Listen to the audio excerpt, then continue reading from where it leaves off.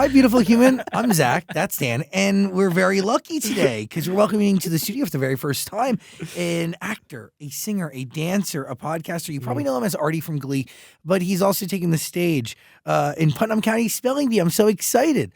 This is a very, very, very cool day because Kevin McHale is here. Hey! Oh my God! Thank you. This is cooler for me because I've watched you both for forever, and this is wild. You know, I came into the studio. I'm like, they've really come up. You know, I'm so proud of that. I mean, I don't know either of you, and I was like, I watched them before they were here. You won't know this, but I first met the cast because I attended an event at a Hot Topic trying to interview you guys with my portable recorder. Why were they? You came to the Hot Topic? You did a Hot Topic tour. You know Yes. this, obviously, because you were there. You came to that? Yes. I've been around the show's been around for 18 years. How old are you? 32. So you were like a young teen? Yeah, I was like 15. Okay, I have two 16? questions. What were you guys doing on a Hot Topic tour? And were you there as a fan or trying to work? Interview. I was trying to get an interview. Always Of working. course. Entrepreneur at 15. I've never known that level of hustle for anything.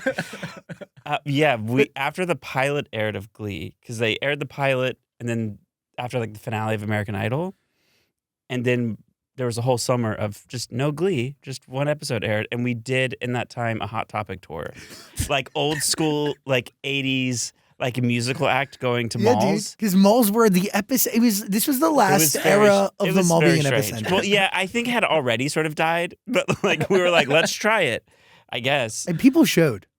Yeah, we were baffled because we obviously had done one episode of a TV show.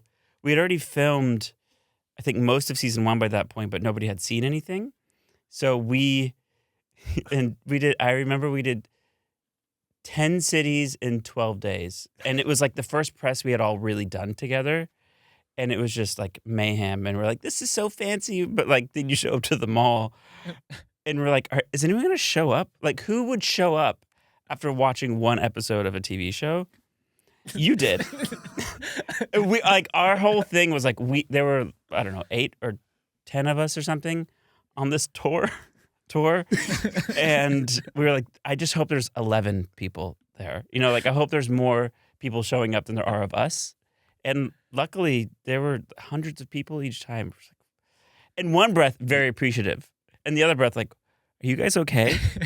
Like, why are you showing up to this? But I should ask you that. But you were working. Dude, but I also wanted to be there because I knew that the music mattered. Also, the show was so good. And like, I do believe that like it was around that time that you guys started already getting like radio play. Like that, what song came in the pilot? Was it Don't Stop Believing? Yeah, Don't Stop Believing was all over the fucking radio. You talked to a lot of very successful musicians and things like that. I came from the music world, and like Don't Stop Believing came out after that pilot, and then debuted at number 4 on like the Hot 100, and I had to like text everyone. I'm like, guys, we're number 4 on Billboard, and Leah responded. I remember Leah responding, being like, "Is that good?" I was like, "It is the 4th most popular song in the entire country right now." This little like weird niche TV show we're doing. Like, yeah, it's really good. Like nobody understood like the music ramifications.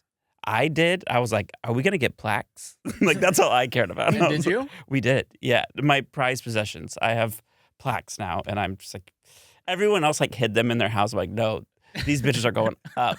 It is the ultimate like one metric of musical success. Yeah. And then to just see all of culture adapting to something, because it was like this multi-layered thing that like, I don't know. And there wasn't really a groundswell. It kind of just hit, no? Yeah, it was honestly a like a very short-lived groundswell.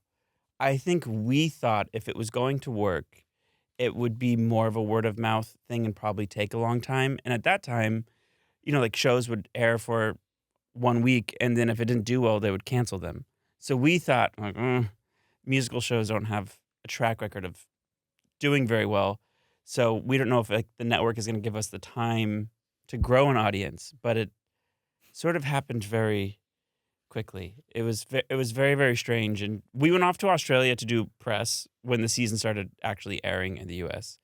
And we were gone for, I think, 2 weeks or something. And by the time we came back, it was like paparazzi met us at the airport. We're like, what has happened?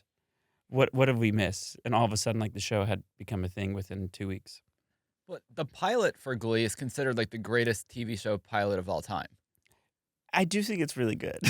I don't know if it's the greatest. That's what people say. But I do. I'm very proud of it, and I do think if you watch it today, it's like, damn, that's good. It's like going to watch.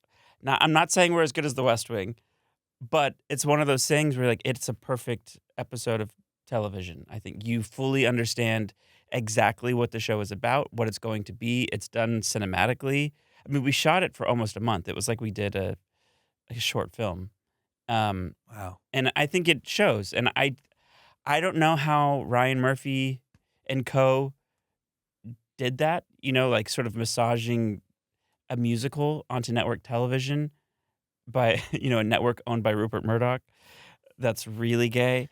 And somehow he like finessed this whole situation and like made a really beautiful show that appealed to a lot of people who wouldn't probably normally be into that type of thing.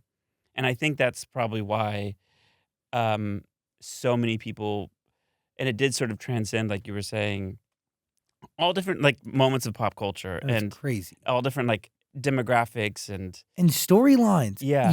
This show had a storyline for absolutely everyone. Yeah. And I gotta say, like, as scary and detrimental as like it really, I mean, it's sad but true, really was.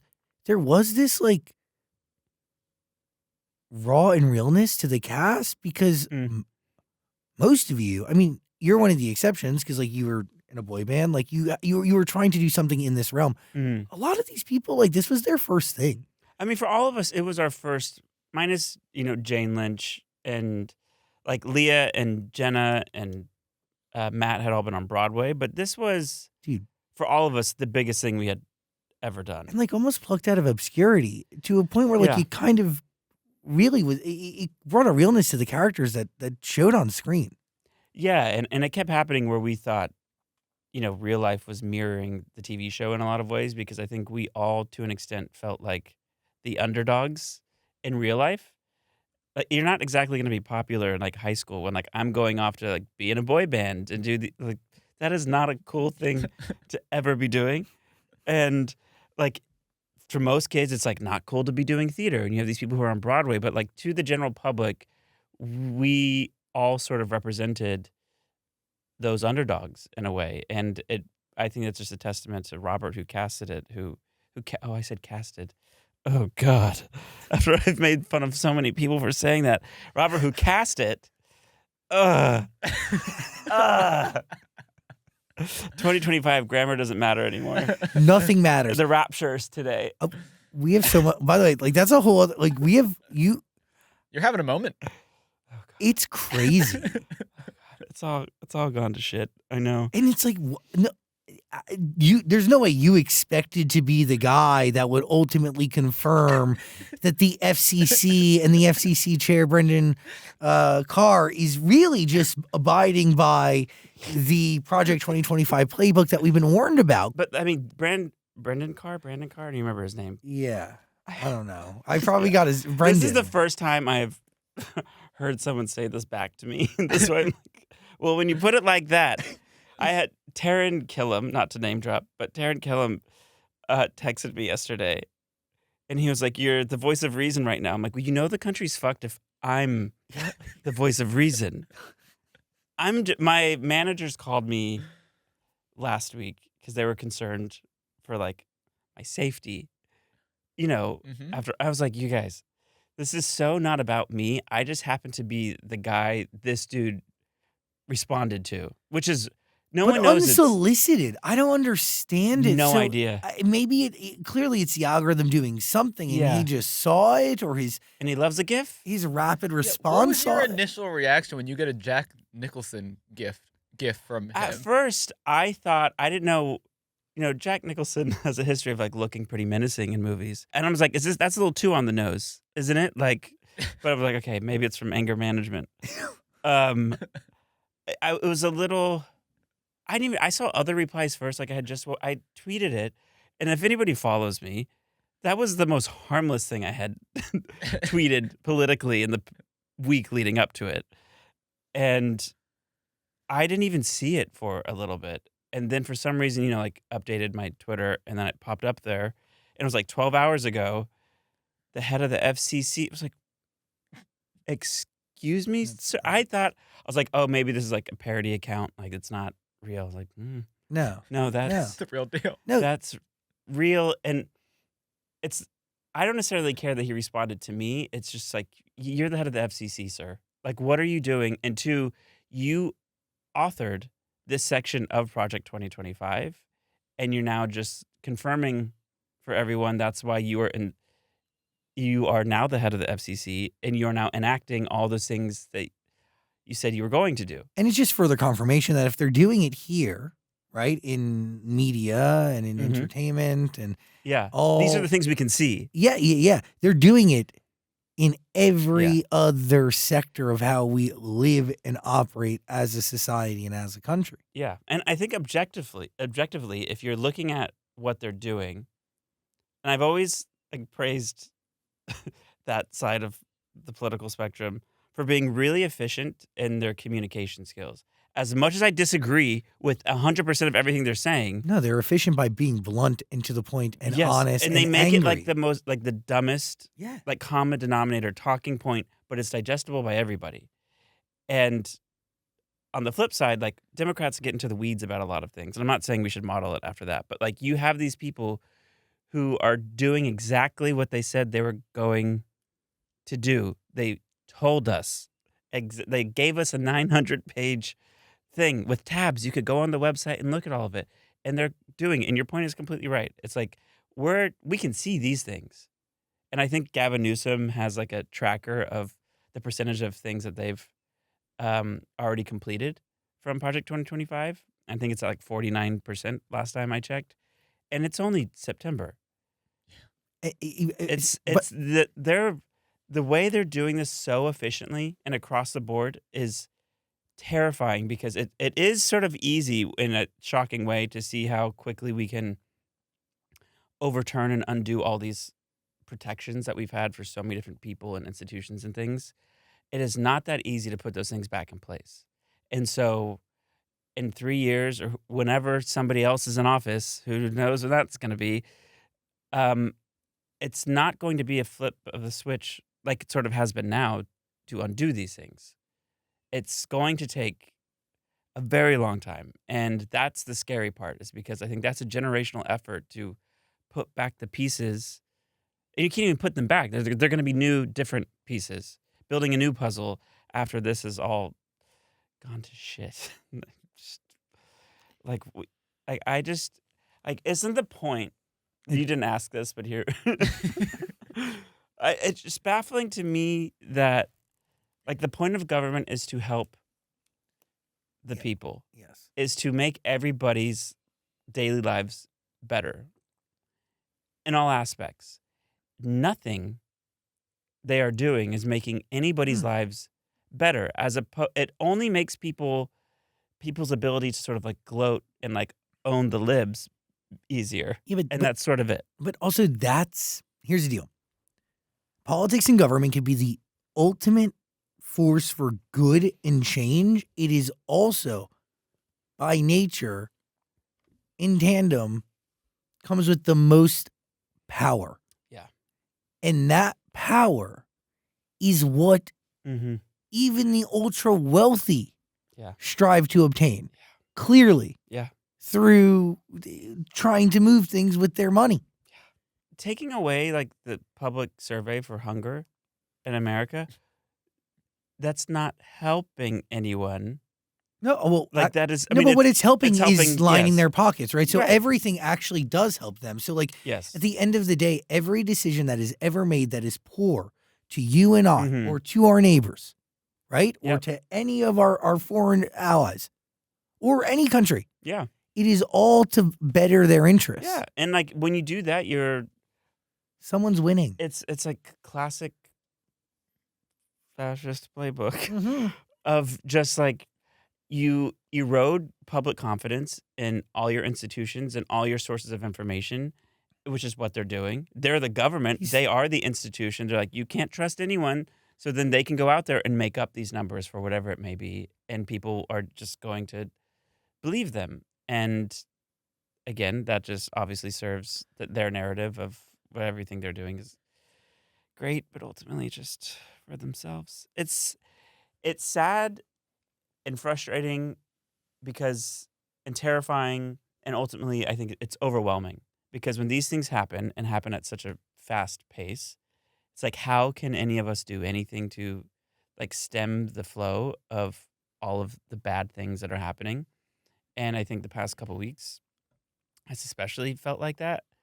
And the whole Jimmy Kimmel situation, it reminded me of when COVID happened and it was like Tom Hanks was in Australia and got COVID and we're all like, oh my God, this is happening. And then by that night, it was like the NBA had like canceled their season or something like that. Mm-hmm. And that's when it sort of really hit a lot of us. And for some reason, Jimmy Kimmel sort of for me was that. And a lot of my friends of like, you don't know who it's going to be or what it's going to be.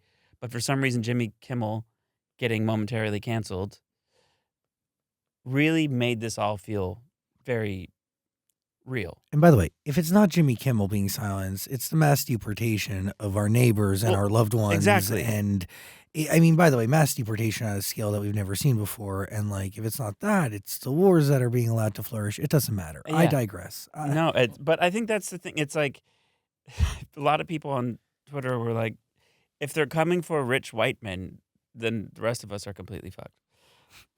It's like, and like, I would like to see this sort of outrage and collective outrage from everybody for the people who are getting, rounded up and shipped out of the country. And it's like, here's where it's scary. They are. And there's outrage in pockets, but it's being silenced because again, the media is controlled. I hate that we now have to operate. I know I'll stop this, but no, it's fine.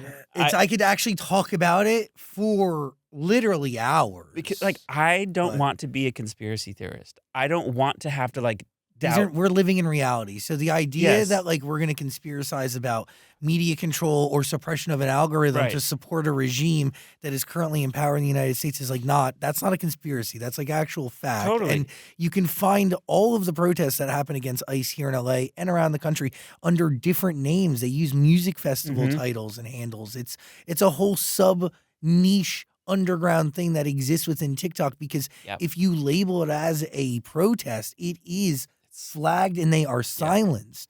So and that's what I mean. I mean, for years I would say the MAGA people have been the party of conspiracy theory and all these things, which ultimately is always just projection.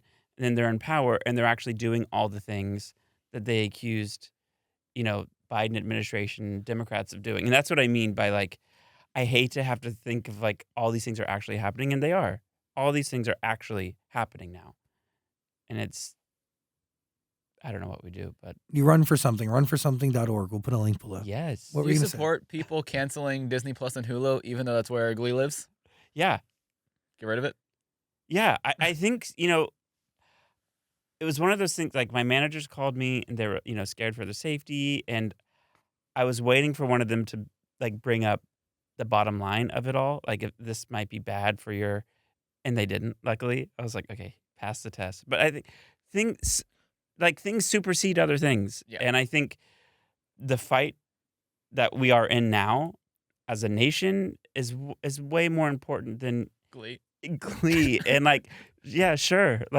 Glee was important for a nation. I just want to make that clear. I agree. I agree. Really. And it still is, I think. Yes. I mean, so I do host this podcast where we watched it all. And we were getting to the last season recently. And obviously since Trump's been in office. And it was so hard and sad to watch it because Glee ended in 2015. It was we were on the air basically the entire time Obama was in office. That sort of. It was a good time. It was a great time. And to watch the things we were celebrating and the storylines we were showcasing in that show And then in real time, having the current administration try to strip rights from the very types of people that we're showcasing in a TV show from 2015. And to see it so starkly represented, like how backwards we're going at such a rapid pace was, yeah, it was just very discouraging and sad and very weird to be seeing that, because that felt like, if you always say like Glee felt like the transitional period between like the old ways and the new ways. And it feels so strange to just taking 8 steps backwards. But we will rise and we will move forward, because that's what we do. That's right. What was You like? tell him. What was like? Please listen to me, please. Please, I'm listening to you. I'm like, I need somebody to tell me something. What was it like having Ryan Murphy on your podcast? Is that weird to interview your boss or former boss? And like, are you really asking him what you feel? Yeah. So because you can, right? Yeah. So we called Ryan. Jenna and I called Ryan to be like, can we do this podcast? And he's like, yeah, I'll come on. Yeah, I'll come on. I'll do a couple episodes. It's like, great. We were just asking for your blessing, but if you want to come on, sure. Like, absolutely. And I think for him, with him, it's very like, what you see is what you get. And we know him so well. And he came on there ready to just gab. And once his mouth is on, like, you can tell if he's in the mood for it. And he showed up like just open. And I think, in my head going into it, I was like, I'll let him lead this, see how he feels. I don't want to make him feel uncomfortable. It's like really nice of him to sort of do this and show up for us. But he wanted to talk about all of it. He's like, ask me anything, everything, more. We don't have to end yet. Keep asking me more. And so it was really nice, because that conversation was very much a conversation we have in real life when there aren't mics, right? And it was nice that I feel like people could see that and hear that. And with so much, I don't know, quote unquote controversy that the show has sort of still gets talked about, and drama and things, it was nice to have the person who was in charge of all of that put his voice on it. And he doesn't talk about it publicly a lot, if ever. And that also set like the precedent for the rest of the show, because if Boss Man is this open and being this blunt about everything, then everybody else can be that. And it's all respect. It's like, if the basis is we loved doing this thing, were we all perfect in that situation? No. But also nobody knew it was going to become like $1 billion business overnight. And nobody's prepared for that. And so it was really nice to be able to have that honest conversation in a public way. Because for us, it's like, I'm immensely proud of that show. I still am. And I want people to know that we generally all feel like that. But the thing that is more fun to talk about is all like the drama and the darker things that have happened. Even though the positives that came from that show vastly outweigh the negatives. Do you feel like it really casts a negative shadow? Oh, yeah, for sure. I think it even, not even just publicly, it has cast a negative shadow over people that worked on the show. I think it's easy for us, like this far removed from it, to forget all those really good things, because the thing that's incessantly talked about are the negative things. And so when that's the information you're ingesting, even if we were there, that's what's also in our heads. And I think even with Ryan, like when I talked to him, I think in 2020 at some point, and he was talking so negatively about the show. And I was like, yo, like, what are you talking about? Like, Ryan, we all had a great fucking time. It was a time of our lives. Yes, things were not perfect. What show is? But it's like when you're spending 15 hours a day with everybody, like, it's going to happen. We're family. And it was young kids. Yeah. And I think we had crew members who had worked in this business a lot longer than we had, being like, it's not normal how well you all get along. And they said that to the end.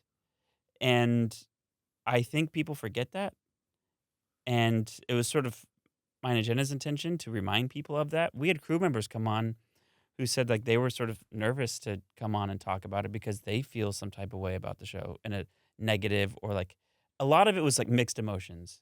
And then through talking about it, they realized like, oh, actually, no, I did really love doing this. And it's not to say like we're whitewashing, like the history of it No. and those things, but it's to remind people that there were also really, really good times.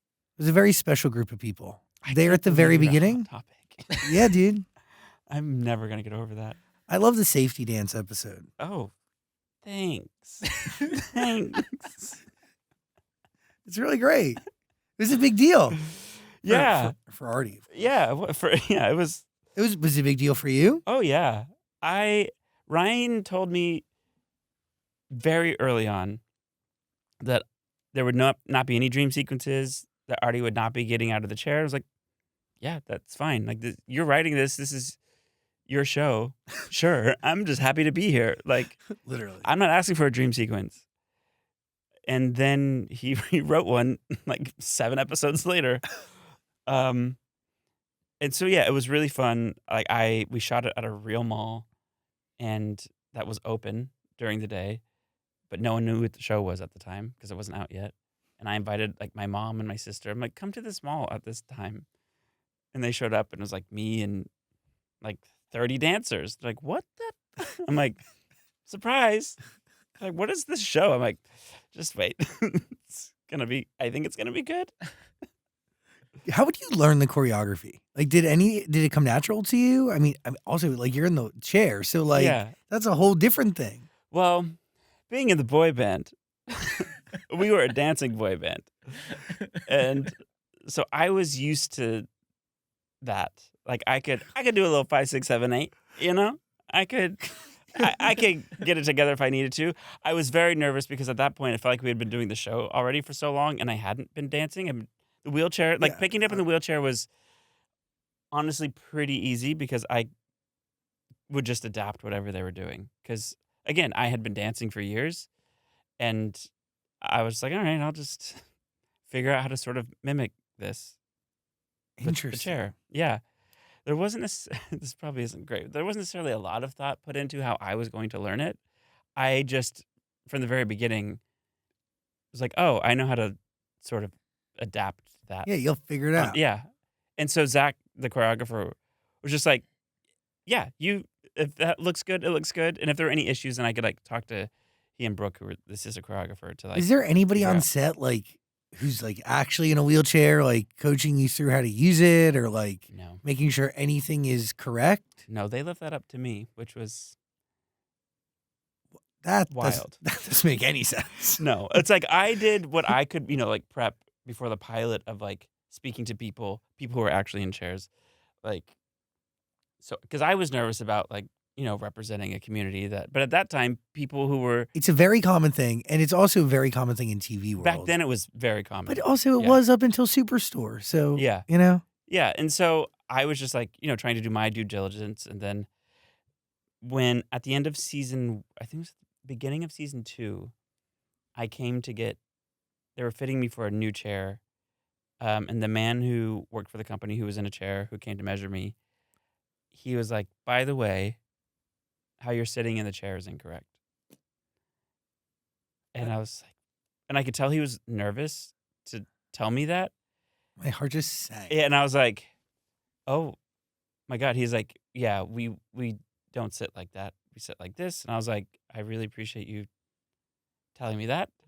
And I was horrified. I was basing it off of somebody that I had met. But generally, I think people do not sit how I was sitting season 1. So if you watch it, I suddenly start sitting differently in season 2.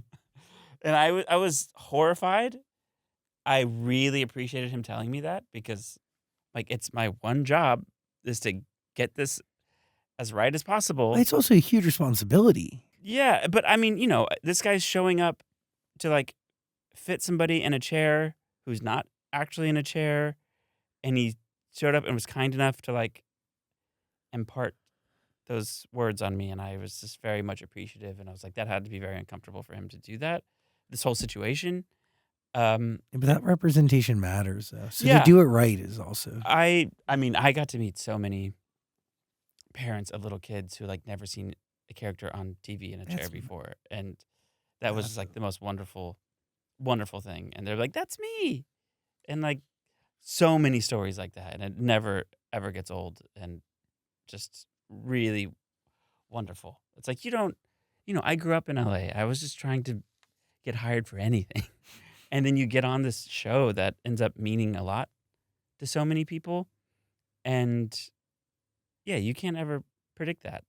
I was happy to have a check. Like I was broke, broke, and to be able to like sing and dance and act, do all the things I love to do, in a fun that's like has weird, dark humor, and then get to go on tour. It was checked all these boxes that you're just like, what is happening? Were you nervous post Glee? Like, did you have a desire to work immediately, or were you just cool with coasting? Because again, like you could get paid from a show like that. I mean, you still get paid from a show like that. Yeah, but it's on streaming, so it's like not syndication. You know what I mean? It's not Modern Family. It's also very. we used to Also, the music clearances like is a different the show's game. expensive. The show is so. That's the other thing. I think people assume because we were on a show. No, all the money went to the music. Yeah, it's like we didn't get. Yes, we were getting paid well, generally speaking, but if you compared it to other TV shows at the time, we were not, because our episodes were so expensive on music clearances, and I think we were shooting on 5 stages. Wow, we had 5 full stages at Paramount. Holy what? Yeah, it was very expensive. So like we have friends on Modern Family like, this week was so long. I'm like, oh, did you work 3 hours? 3 days this week? Was that hard for you? I'm like, and your show's really good. Stop it. That's wild. Like, we're on hour 15 over here. And you have choreography. Yeah. Different world. Yeah. Proud Mary, great episode. Oh. Yeah, Proud Mary was great. That was also, they all join you? They roll with you? Yeah. Roll down the river? Some people stole those chairs and took them out on the Paramount lot. Like Corey. Like just wheeling around the lot. I'm like, I don't think. Like, good luck. Like, okay, we're breaking for lunch, and like Corey's just gone on like the New York back lot in his wheelchair. All right, see ya.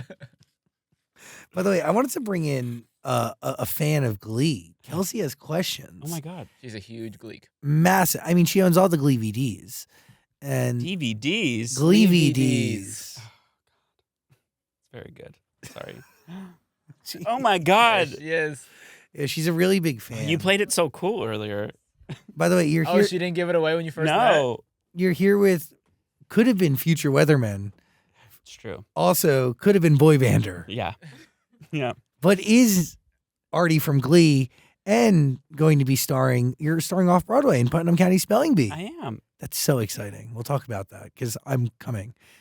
This is me inviting myself. Please. I saw the original. I don't want to brag about it, but I will. No, you should brag about it. With Jesse Tyler Ferguson. Yes. Jesse came. We did a version of it at the Kennedy Center last year. I've heard. He came up on stage and was one of the spellers with 2 of the other original cast members. It was very nerve-wracking and surreal. That's incredible. Speaking of Modern Family.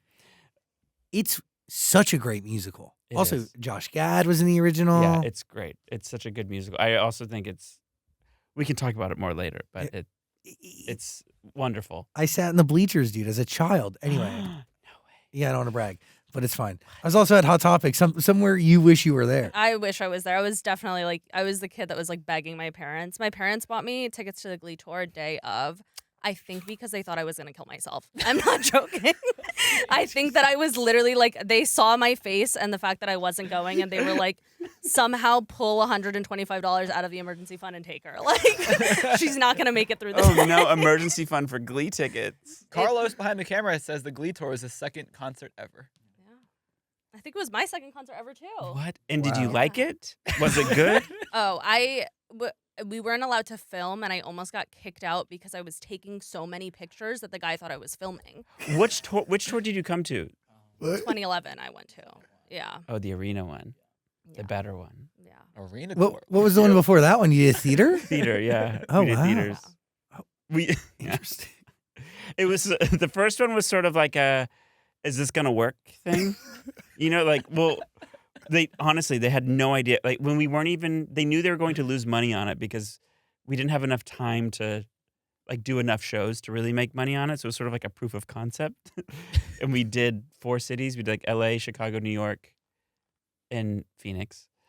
And it worked. And we broke like records at Radio City. And like, okay, next year, going bigger. And so then we did an arena tour. Wow. Like, that's what I mean. I'm like, who? And like, in what world? That's crazy. Like, it makes no but like no if you sense. look at it though, like in hindsight, it has all the makings of something that could be great because you're using relevant songs and IP, right? Yeah. So like that's number one. But could also go badly really easily. You know, like that's why I think Ryan was just sort of like a master of like his tone of like how to make this work. The storytelling was fantastic. In the multicam style, the writing was so smart and elevated. Yeah.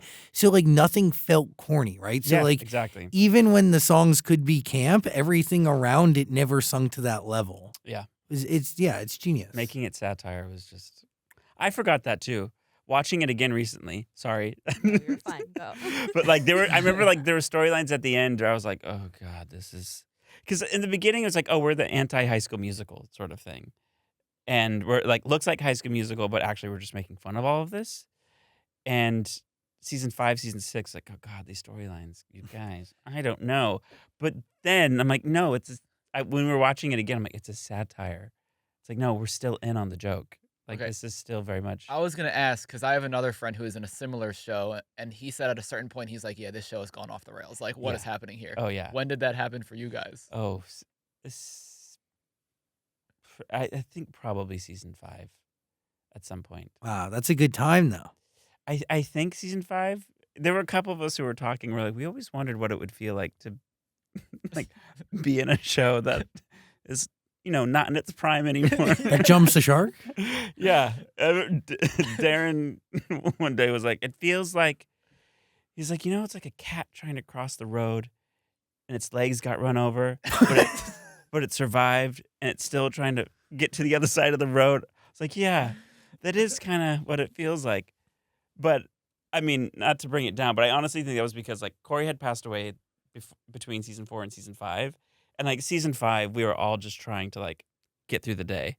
And so I think we were still critiquing it as if it were like a normal year, and it was not. And so it's like we're all showing up like just trying to get something out for people. And I think we were being a little too harsh of a critic when we were doing it. Because now when I go back and watch it, it's like, oh, with that context, great.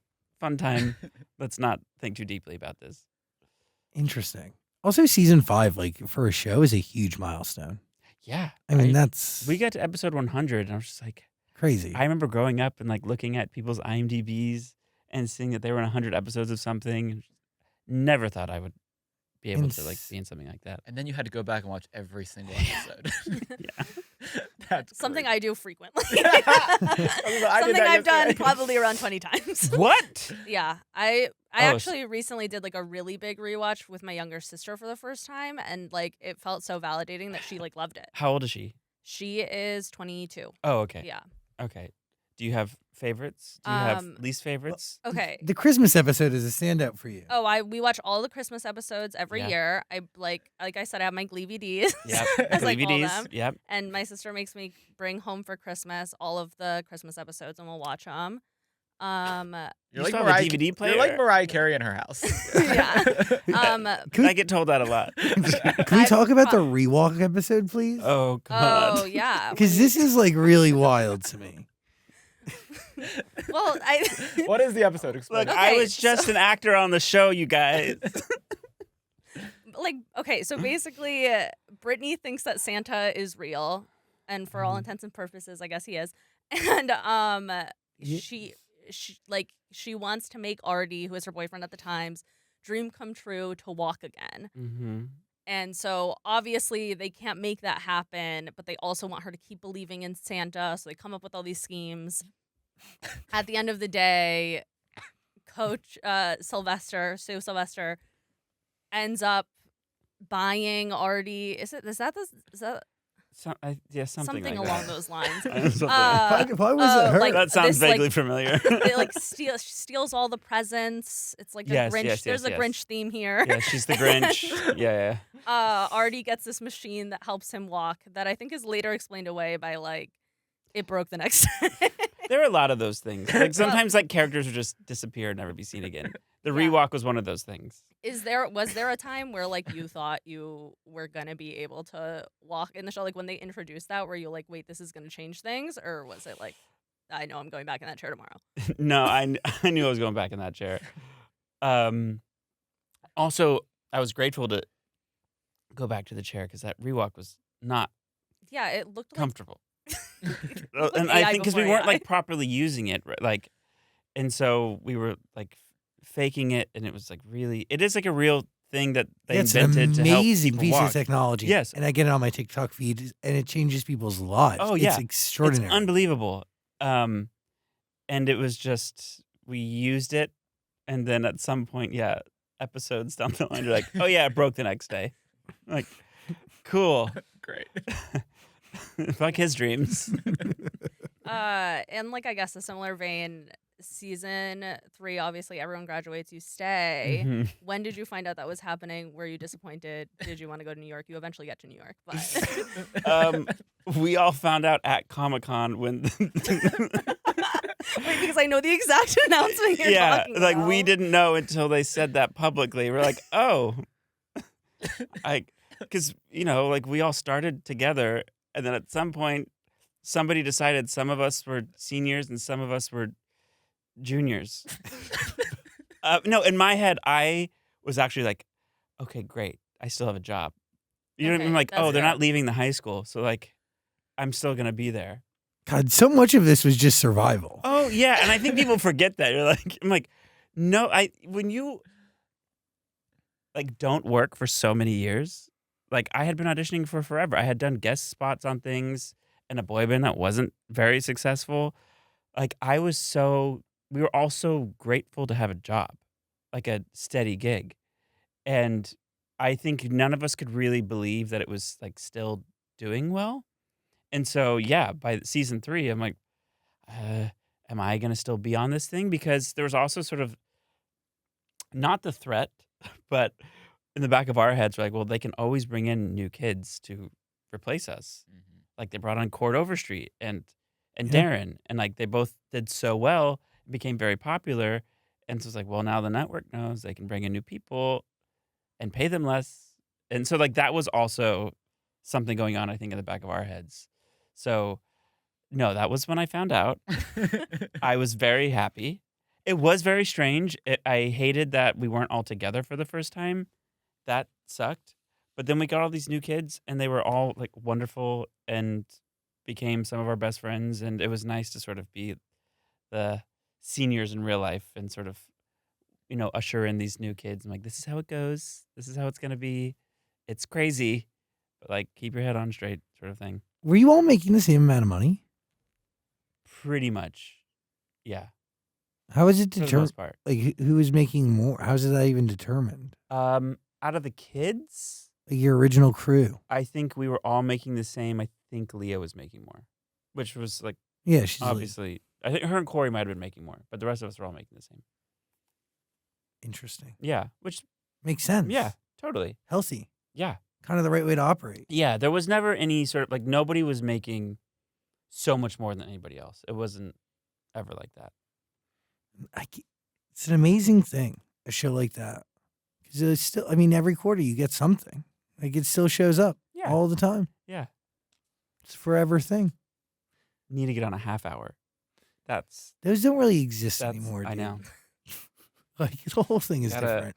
Like, you're blessed to have one of these I things. know. Like, the chances of getting something else that's going to run to That's- 100 That's episodes. very much it too. Like I what? used like I keep calling myself a has-been. My friends get mad at me. But ultimately I just feel like so grateful to like that's a once in a lifetime type of thing. And I don't feel embarrassed about it or ashamed of like I'm so like proud of it and very understanding of how rare it is to get to be a part of something like that. That does not happen for most people. And I'm just very, very grateful for it. Still am. It's the ultimate thing. And to share it with people you care about. Yeah. And that's the other, like we all, like we're still family. And that's the thing. I think when some of those, to bring it back full circle, like some of those like drama things I'd be out in public, or like, guys, I can talk shit about my family. You can't. Because like we all still love each other. There's a difference between saying somebody's acting a certain way or somebody's doing this. Like you don't know the situation. Like if we have a problem with somebody, we handle it internally. And we did. Mm. Like when any of us would act up, like we would be the first ones to keep each other in check. And like that's family. And so like we are all very, very much still that. By the way, I'm so sorry. Like, you keep bringing up family, and like, it is hard. Like, it's a family that's changed over the years. Yeah. And even the loss of Naya is like, Yeah. it's also so deeply tragic. And that, Yeah. a real friend. Mm-hmm. Yeah, it is. I had never experienced death from anyone close to me until Corey. And then Naya, there were other people too in our lives at that time. It was very strange. There was a couple year period where I would go to England a lot, and every time I was in England, somebody died. There was one time I went for 3 days and somebody died within those 3 days. And everyone was like, Kevin, you have to stop going. It's like, it's dark, but we all make jokes about it because it's like, what? It was like 3 or 4 times. That's like, terrifying. We're like, what is? Crazy. Yeah. So, I mean, the upside, or like, I guess like the silver lining in all of this is that we do have each other to, get each other through it all. And, group texts and group hangouts really help with all that. And it's one of those things where it's a very unique, death is not a unique experience. It's this horrible club that everyone's going to, like, you lose somebody close to you, everyone at some point is going to experience, and it's terrible. But having people to be able to share in that, and to, we'll text each other like, oh, one day somebody will text the group and be like, just thinking about Naya a lot today, like, love you all, like that sort of thing. And it is really nice and comforting to be able to, there's always an open floor, an open space for everybody to just share that at all times. And, it also unfortunately puts things in perspective of when you do have all of this sort of drama and all that, where it's like some things just don't matter ultimately at all. And again, I think that's also why a lot of us have so much gratitude, not just for the show, but for, our relationships and everything, because unfortunately we've learned how quickly that can go. And so we've made the best friends that we've ever had some of the best experiences we've ever had. And so we're just very grateful for any time, that we get with each other.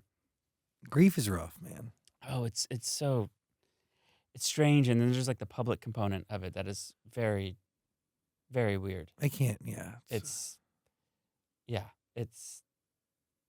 I don't know. I don't know quite how to explain it, but, and we weren't even like that famous when Glee was on, but like there are people who go through this that are wildly famous, and I can only imagine what it's like for them. Like for us, it was like we have to coordinate schedules and like, what are we saying to the press? And then anytime I would go out in public, it's like people bringing it up.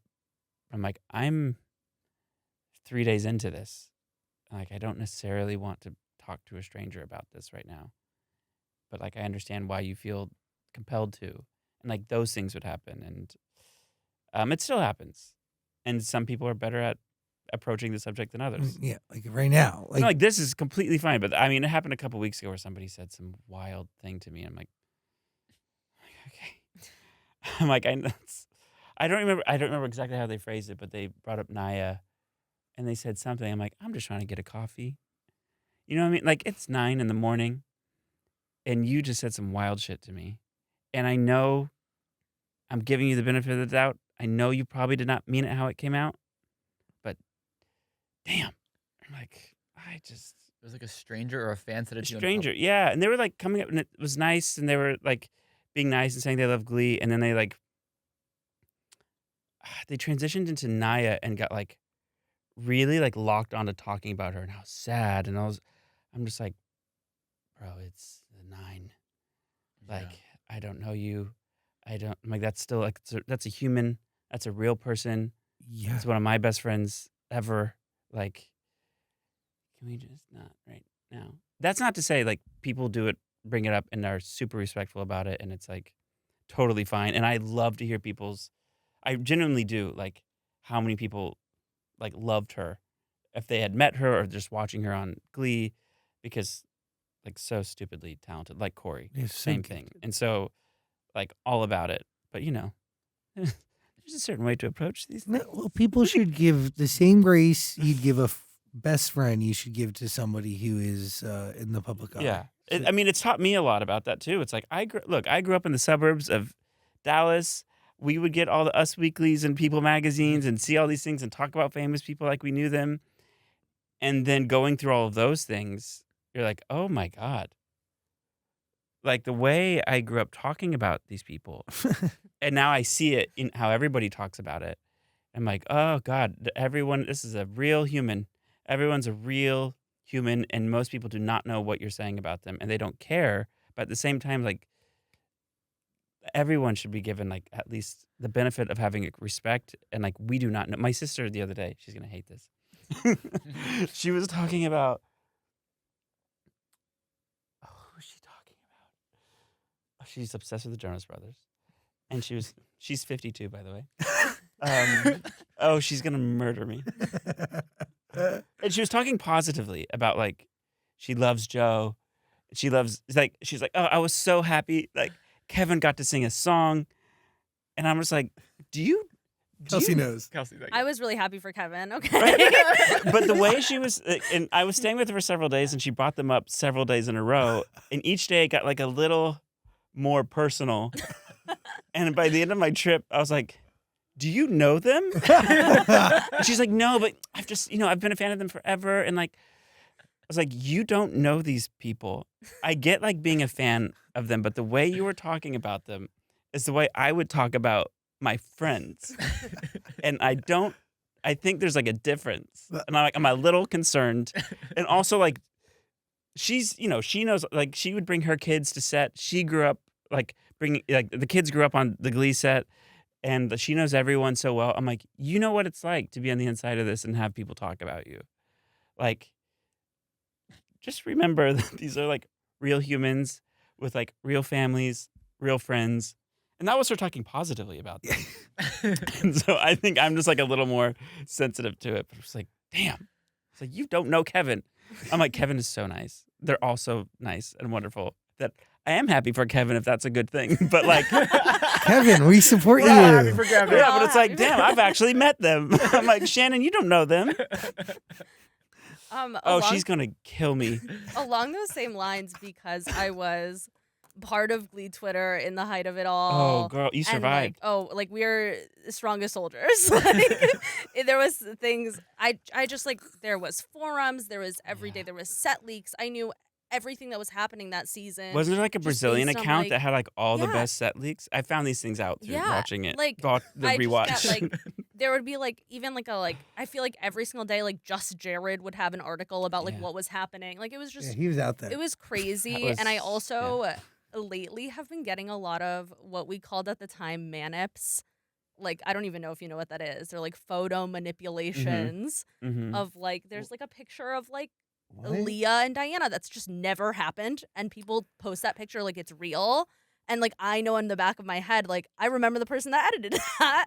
Is there like a certain situation where like you were like thrown off guard by like things the fandom did, like as far as like I don't remember that happening, if you like saw a photo or something like that? There have been things that I have found out post Glee, like people thinking like certain relationships happened. Oh. Like, yeah. Like there's been a lot of like characters together, like Rachel and Quinn, or like Diana and Leah in real life, like a lot of those things. I stumbled across a fan fiction thing, like Tumblr, during the show, and it was about me and Chris as people, Yeah. like was not just the characters, crazy. and it was graphic. And I was like, "What's going on? Like, what are people doing?" I think a lot of the theories, and I didn't know about like the Tumblr and Twitter of it all, of how vicious, like even within like the Glee fandom, fans were like against each other and like arguing and like fighting each other. And I was probably the most online cast member, and I didn't even know that was going on until afterwards. And so that was pretty shocking. I'm like, guys, like we're all having a good time. Like it's all good. Like it's not that serious. And people were like out there fighting. Well, like, damn. According to Kelsey, they were the strongest soldiers. Yeah. We were in the like I'm not joking. Like that was trenches. That was every day I'd come home from school and I'd fight another battle. Like, Yeah. It happens now too. I'll see it every now and then. They'll be like, people will still like defending either like characters or people, and just have come up with like fully false narratives of real life. And at first it would really bother me because I'd be like, I need to like set the record straight. I'm like, no, I don't. I'm like, this is a 16-year-old in Brazil. And let him believe. Yeah, I'm like, it's fine. They can hate me for this. That's fine. I don't care. I think that was like the scary part of being in the Glee fandom at that time, was like information ran rampant. Oh, like, yeah. Like misinformation ran rampant. Yeah. Like it was crazy. Like there was like the one time there was like a really big set leak, and I forgot what it was. You probably know. You probably remember more than I do. And then we had to like change how we shot, like competitions, like when the winners were revealed and things. And so we had to sort of do like Drag Race style, where we would shoot everybody winning. Right. And yeah, because of some of those Twitter leaks. Yeah, like they were like, who won prom queen? Yes. There was a lot of drama in there, and like all of Yes. that, and like because there was like extras leaking things and stuff like that. Like it was crazy, and like people, and like it was me. I wasn't leaking things, but I was the one that was reading them. I was the one that was like, gotta see what's happening on the Glee set today. It's crazy. Like Twitter was fairly new at the time, Right. and so I like know. we didn't know that was happening. Like I knew there was a fandom. I worked for a company just trying to capitalize on it in the form of music, so I knew it was big. It was big. You know, I was at a Hot Topic. I went to a tour. I saw it. I was out there.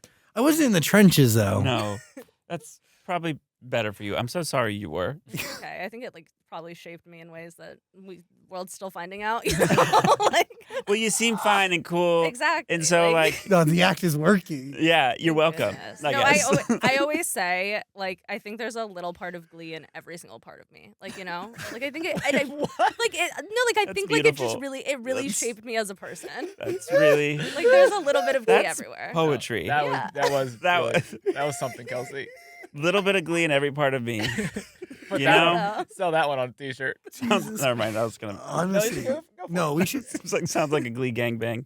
That's not good. That's not good. I'm so sorry. Putnam County Spelling Bee. When does it start? Because I'm going. I'm gonna get fired from that after this. No, no. So, are they stunt casting a lot of? Like, are you a stunt cast? Like, what's the deal? I don't know. Do I count as a stunt I cast? mean, I think if I'm your stunt cast, the show's fucked. You know. I think So how many if I'm weeks are the you in most there? you can afford, there's 9 of us in the show, so I don't know. I think like right now we got Betty Boop. Oh, She's what? gonna be in it. That's huge. Yeah, and so like I don't think I'm What? the stunt casting. I think they're casting like really, really talented Who else is in it? theater workers, and then there's like me, theater workers. No. Clearly, someone who does not do theater. I'm new to all of this. Theater's new for me. But I mean, Theater workers. wait, this is huge. I don't have my equity card yet. When do you start? First preview is November 7th. Wow. Yeah, So do you remember most of it from your run at the Kennedy Center or I no? hope so. So you haven't tried it again? A little bit. I have. I've started practicing. Gone to Eric Vitro a couple times. You know, Oh, of course. good old Vitro. Do you want to give everybody the elevator pitch of what is the 25th annual Putnam County Spelling Bee? I mean, it is a spelling bee. Yeah, it's a spelling bee of middle schoolers That's basically it. Yeah. But it's so much fun. It's one act. It's quick. The music's beautiful and hilarious. There's a bit of improv in every single show. 4 audience members or 3 get brought up every single show to participate in the spelling bee with all of us who are all playing children. And every kid, it's similar to Glee in a number of ways. We're sitting on risers. And every kid is sort of representational of some sort of stereotypical kid you meet in middle school who's probably not the most popular. And then you learn about all of them through the show and through their songs and stories. And it's And Leaf? so funny. Oh, Leaf. Who is he? Justin, who was in Tony nominee, who was in Kimberly Akimbo. And I'm so excited to see. I've never met Wait, him. who are you? Who are you I'm playing? Barfay. Barfay. Why the fuck did Yeah. I think you were Leaf? Well, because usually the My- gay my kid producer- does play Leaf. No, my producer just goes, "Oh fuck," right in my ear. No, because usually the gay one does. You got Jesse Tyler, you know. Noah Galvin played him at the Kennedy Center. And so it makes sense. I thought I was going to be playing Leaf. Really? Yeah. And then they're like, "No, we want you to do Barfay." I was like, "Oh, word. Great. Look at you guys breaking the mold. Look at us." Yeah. Barfay. Barfay. Okay, Yeah. fuck yeah. Yeah. Before I was like, you're playing the role originated by Jesse Tyler Ferguson. You're not. No. Um, Which is great. I'm happy about that because I've known Jesse for a really long time, and that would really scare me. That would really freak me out. Even though Jesse's so nice, it would be so supportive and was so supportive of Noah at the Kennedy Center, but I would be really scared. It's a big deal.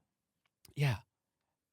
It's a great show. It is. I think it's like you got to go see it. Like I if think you're for- around New York City, and you got to go. for people who aren't necessarily into theater or are it's the perfect entry point.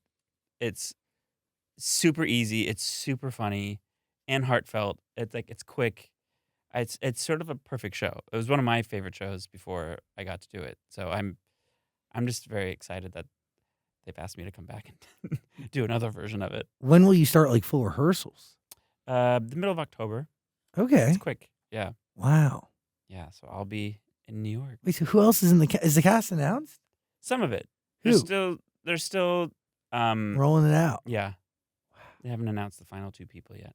This is But it's sort of awesome. like a who's who of people who have been on Broadway for a long time, and they're all so good. This is awesome. Yeah. This is one of my favorite musicals of all time. I hope it stays on. I mean, right now it's like a limited run through February 15th, 14th, 15th, and I'm just hoping it does well, so then they can sort of stunt cast and replace all of us every couple of months. I love that. Little Shop has been running that way for Yeah. quite some time in New York. I think because it's such a good show and it means so much to so many people, and I Timeless. just think it's I can't believe you saw the original show. Yeah, I was there. So I sat in a jealous. bleacher as a kid. It's awesome. It was so sick. Josh Gad, Jesse Tyler Ferguson. It's cool. It's so silly and stupid, and also has one of the most moving and beautiful musical theater songs of all time. No, dude, they're writing with their feet, man. It's cool stuff. See, But you have a me. great That's me. you have a great role. Yo, yeah, I gotta I- say, like he's iconic. I love it. Yeah, Does Glee prepare you for Broadway, or is it a completely different beast? definitely prepares, but it is a different beast. Theater is terrifying to me. I put it off for a very, very long time, but Darren and Jenna and my boyfriend have sort of been stage momming me into doing theater. Your boyfriend's a Broadway superstar, a thespian of the great He way. is, yeah. He's much more talented than I am. He's the one that should be doing more theater. But they've all, I don't know if they're in cahoots behind my back, but it worked. And Darren would call up every year and be like, "You need to do this show," or "You need to do that show." And then I'd call Jenna and I'm like, "Can you help me with this theater audition?" And so they've all been, helping me do this, and have been very, very supportive, because it's the most imposter syndrome I've ever experienced in my entire life, because I grew up around so many very talented theater actors on Glee, and I do not come from that world. And so I know what it takes. I know the love and dedication that all these people have to be doing 8 shows a week. It's crazy. It's a grind. You're not making TV money. You know, like I'm spoiled. I've lived in LA for 22 years, 23 years, and I've done TV or movies. And like, it's a grind, but it's a very different grind. And it's, and so I think I've been really hesitant because 1, I didn't know if I was capable of doing it. And 2, like, I just didn't want to, it's like, these people are very talented. I'm like, you know, on TV, you can sort of fake it. And I think I just felt like I couldn't keep up with these people. And when spelling bee came around, I was like, oh, I can see myself doing this. Like this style of humor. It was sort of like when I read the Glee pilot for the first time. I was like, I understand this world. It's still going to be a challenge and a grind, but like, I want to do it for this thing. And I got to do another show in London this summer, and I've just fallen in love with doing theater. And it's like, I'm the biggest cliche now. Because like anyone who does it loves it. And they say, you know, like it teaches you all these things about your craft and all this shit. It's true. And I'm like, yeah. I'm like, it's true. And it's, I'm so excited to do it. Last year when I did it, Kennedy Center was the first show I'd ever done. That's Spelling Bee was the first show. Yeah. huge. I didn't tell anybody until after show number 2 because I didn't want them to like Show up. be worried about me or like, you know, like, by the way, guys, never done this before. Well, also, yeah, I'm like, guys, don't come to the show because I could be bad. And ever since then, I'm like, I literally stopped sleeping before that. Like for the entire month, it was a month process between rehearsals and doing the show. I wasn't sleeping. Like something in my body like shut down and stopped working because I was so terrified. So terrified. I get it though. Like there's no second take. So No, like it you're all out hinges there. on you. Oh, I had a full panic out there one night. I'm like, I'm gonna forget the words. I'm gonna forget the words. But like what I've learned now is like, okay, then forget the words. Yeah. Like whatever. Like that's the beauty of theater. And you have like this, everyone who works in theater is just like so wonderful and they care because it's a miracle that a show gets put on every single night. Like I don't know how it happens. Like I don't understand how all these people come together, you clock in, you do this, like you give so much of yourself for whatever it is, 90 minutes or 3 hours, whatever show you're doing. And then you just go home. And I'm like, I don't understand how it all works. And it's wonderful and magical. And I hope I get to do more after Spelling Bee, or I hope Spelling Bee lasts a long time. But yeah, I'm very excited. Well, it all starts very soon. Yes. 8 shows a week. Yeah. Very exciting. 8 shows. It's so, I talked to like my LA friends. They're like, so like, are you excited? I'm like, yeah, but you know, it's going to be tough work. And like, oh yes, what do you do? Like 4 shows a week? I'm like, 8? Yeah, double it. 8 shows. They're like, what? Yeah. I'm like, Christmas week, doing 10 shows. Damn. Yeah. How is that humanly possible? How? I don't know. Oh, I'm coming. I'm going to find out. I'll be there. I'm so excited. This is You exciting. better. Yeah, no, I'm not kidding. I'd go see Dear Evan Hansen, and I would see Ben Platt like in between like a matinee. I'm like, how are you doing this? He's like, oh, you know. I'm like, you're actually like bawling and crying and singing these like beautiful songs, and I'm struggling to be a clown in like whatever shows I'm doing. Like, there's still, you know, I'm still new. I'm still finding my footing, but like that's a whole other. But what is it that you saw in like the character in 25th Annual Putnam County Spelling Bee and in Glee that like you were able to relate to or connect to that you, what elements of yourself did you see in there?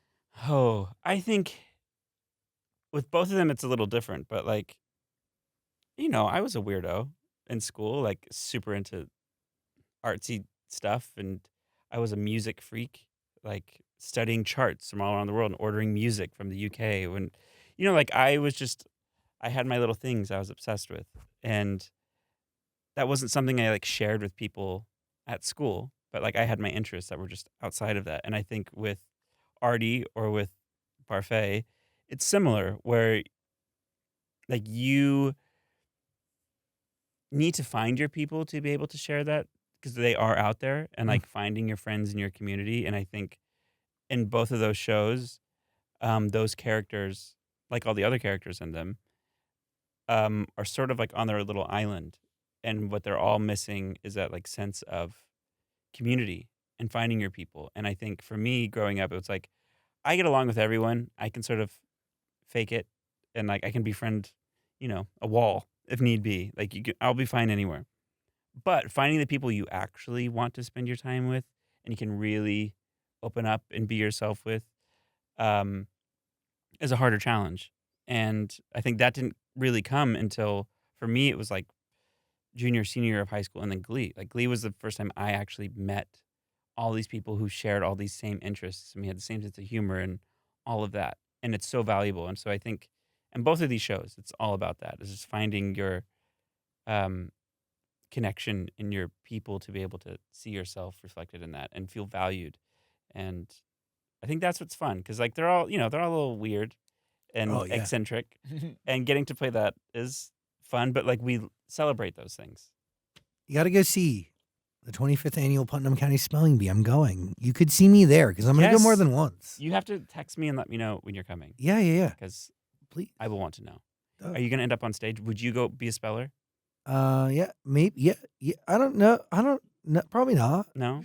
I've never seen the show. You guys bring people from the crowd on stage? Yeah, they do. So they like sign up before if people are like willing to do it, and then they randomly select people to come up on stage. Oh, that's fun. And they have to go up there because the whole show is obviously like based on a spelling bee. We each get up to the mic, we get a word and spell the word, or not. And so the same thing happens with the audience members who get pulled up. So which is so fun to like every night is just a little different. It's probably so fun for you guys. Oh yeah, when we were doing it in DC, we had like a lot of like famous political pundits come on, like CNN anchors and things that would be up there, and it was great. It was like I was also like getting starstruck, like stay in character, Kevin. And it's like Wolf Blitzer. Yeah, like be professional. Like Dana Bash is right there. For my like political junkiness, I was like, this is fun. That was me at the DNC. Dude. Oh, I love going to those things. It was wild. Yeah. Oh, I try to go, well, in the last administration, to Correspondence Day weekend in DC, and I love it. And everyone there's like, why are you here? It's always just like me and Sophia Bush. It's just like we're the only actors there, and we're like, why are you guys here? Like, because we love it. It is so. I snuck my way into I was not on a single list, and I'm just like, you got in. I'm like, I'm more relevant here than I am in LA. I'm like, this is easy. LA, they're like, who is this? Yeah, but now, really, you are more relevant. Oh, God, well, now. Gosh. You're a star. This guy picks you. You, out of, no offense, He you out of all doesn't know people. who I am. You think he hasn't seen Glee? No. Come on. I think everybody on that side has seen Glee, secretly. Mm-hmm, which is why Grindr shut down in Arizona. Yep. I saw that. That's so funny. Mm-hmm. You think that's real? It is, right? I don't know. I don't know. People report it like all the time around things. Tale as old as time. All right, go see Putnam County Spelling Bee. I'm going to go. So maybe you'll run into me. We'll put a link below. Thanks for hanging out, Kevin. Thanks for having me, you guys. Anytime. So nice. You can come back if you want. Like, you're a good guest. You're a good time. We'll think Oh, about you it. say no. It's fine. No. I will come back anytime you want. Oh. I just want to live in that green room. It's good. We haven't. Are you kidding me? We're I just long- want to like put on Renaissance in there and just hear it. I feel like the sound in there is so good. That's not even the best listening room. We have a better one. And then we have a new studio opening in the back soon. So See, I told you they really stepped up. Yeah. Like this. I pulled into the garage. I was like, ooh. No, they just give us a little corner here on the Amazon Culver. You know what a little corner at Amazon is? Those walls were padded. That was soundproofing like I've never heard outside of a recording booth. No, yeah, it is good. And it's a large room. Yeah. Yeah. I don't know why I'm telling the camera this. They're being modest, but it's fancy. Thank you for being here. Thank you for having me. Literally Thanks for anytime. letting me be an idiot. No, you are not an idiot whatsoever. Absolutely great conversation. You good? All good. Yeah, you have any more? You're good? I'm good. Dan? Okay. I think we gotta go. Yeah, I'm sorry. Kevin okay. McHale, everybody. No.